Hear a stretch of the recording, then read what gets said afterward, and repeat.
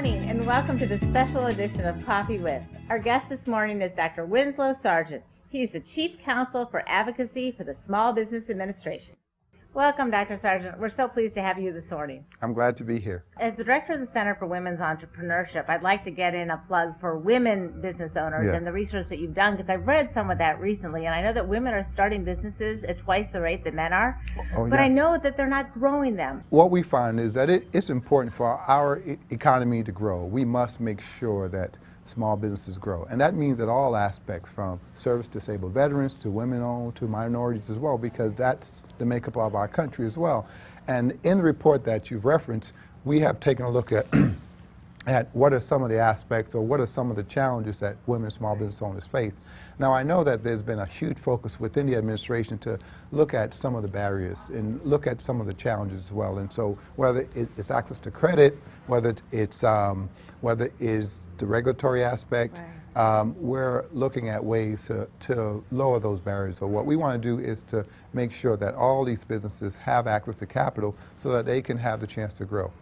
And I think that's really critical, because you can just grow so much if you're an independent and solo owner, but you have to hire to grow. I mean, at a certain point, I remember talking to a woman who said to me, it's easier to run my company with 35 employees than it is with 3. And I'd like your comments on why people need to hire and why they need to really do that to get to the next level. Well, we know that it takes money to make money, right? And so for a business to expand, to see the opportunity, you're going to have capital to enter into those markets, because it takes a while for revenue to start to flow back to that business as well. And for our economy, which is built on small business, to grow, and we've seen positive trends these past couple of years, to start a small business is to do the unprecedented, is to be out in front.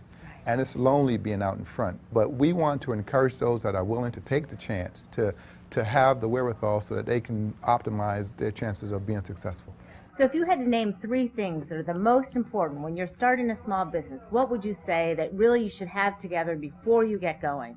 Well, I think that it's very, very important to know what you know. Whether or not it's a product, whether or not it is a service, but know what are your strengths. I think that that's very, very important, so that you can focus on what you do best and not be all things to all people. Look at the capital needs, because once you know what you're going to do, then that leads into the next point, how much capital do I need? And how long will that capital last? Third, how big is the market? I mean, who are you marketing to? And so those are the 3 things, and of course it helps to make sure that your financial house is in order, because it is a marathon, it's not a sprint, and so you're going to be there, you're going to work long hours, long days, but it's something that we've all done and something that our country is built upon, and it's part of the American dream as well. So I would say that those are some of the things that one should focus on.